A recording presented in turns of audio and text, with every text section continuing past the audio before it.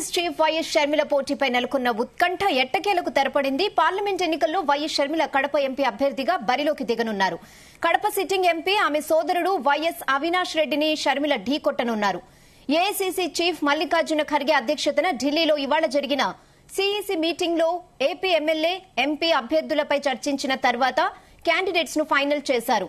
మరో 58 assembly, 8 parliament స్థానాలకు candidates ను ప్రకటించకుండా కాంగ్రెస్ హోల్డ్లో పెట్టింది. మిగిలిన అన్ని స్థానాలకు అభ్యర్థులను ఖరారు చేసేసింది. రాజమండ్రి పార్లమెంట్ నుండి ఏపీ కాంగ్రెస్ మాజీ చీఫ్ గిడుగు రుద్రరాజు, బాపట్ల నుంచి జేడీ శీలం, కాకినాడ బరిలో మాజీ ఎంపీ పళ్లం రాజు, విశాఖ పార్లమెంట్ స్థానం నుంచి సినీ నిర్మాత సత్యారెడ్డి బరిలోకి దిగనున్నారు. మరి కాసేపట్లో అభ్యర్థుల అధికారిక జాబితా ఏఐసీసీ విడుదల చేయనున్నట్లుగా సమాచారం.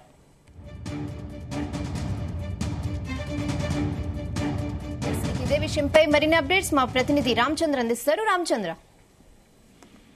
ఎన్నికలు సమీపిస్తున్న నేపథ్యంలో కాంగ్రెస్ పార్టీ ఆంధ్రప్రదేశ్ కు సంబంధించినటువంటి అభ్యర్థుల జాబితాపై తుది కసరత్తు పూర్తి చేసినట్లు తెలుస్తోంది. ఇవాళ జరిగినటువంటి సెంట్రల్ ఎలక్షన్ కమిటీ కూడా ఈ రోజు భేటీ అయ్యారు.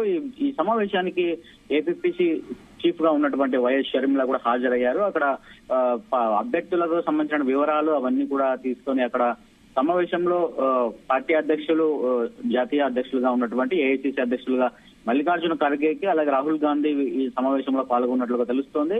అయితే దాదాపు కొంతమంది అభ్యర్థులను కూడా విడుదల చేశారు. లిస్టు ఎంపీ అభ్యర్థులకు సంబంధించినటువంటి అభ్యర్థులను కూడా విడుదల చేశారు. అయితే కడప ఎంపీ బెర నుంచి షర్మిల పోటీ చేయబోతా ఉన్నారు. కడప జిల్లాలో కడప పార్లమెంట్ పరిధిలో ప్రముఖ పోటీ అయితే నెలకొందని చెప్పుకోవచ్చు. అటు వైఎస్ఆర్ కాంగ్రెస్ పార్టీ నుంచి వైఎస్ అవినాష్ రెడ్డి పోటీ మూడోసారి పోటీ చేయబోతా ఉన్నారు.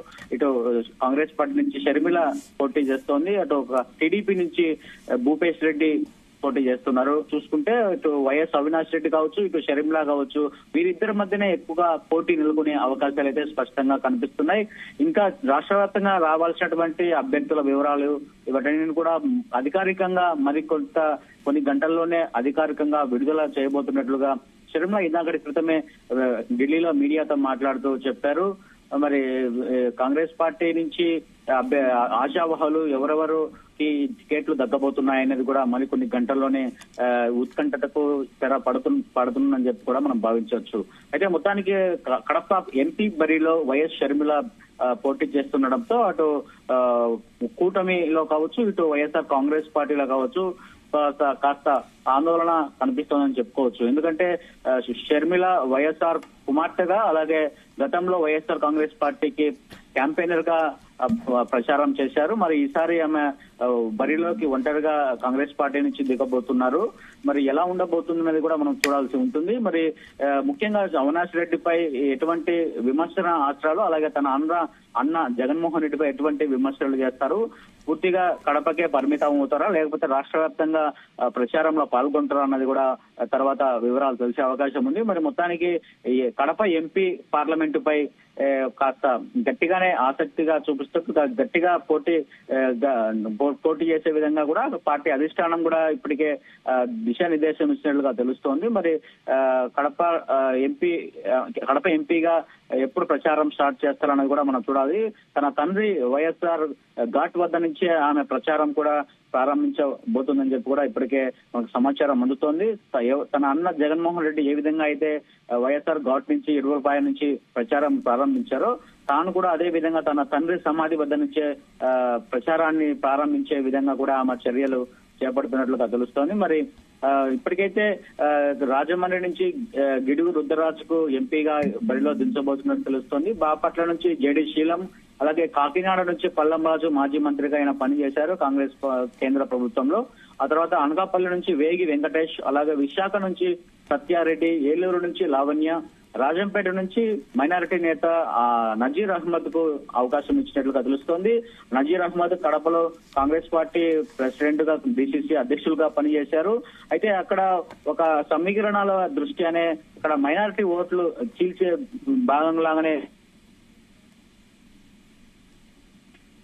టికెట్. ఎందుకంటే కూటమి నుంచి నల్లారి కిరణ్ కుమార్ రెడ్డి బరిలో నిలవబోతున్నారు. అటు మిథున్ రెడ్డి ఇద్దరు రెడ్డి సామాజిక వర్గం నుంచి నిలవబోతున్నారు.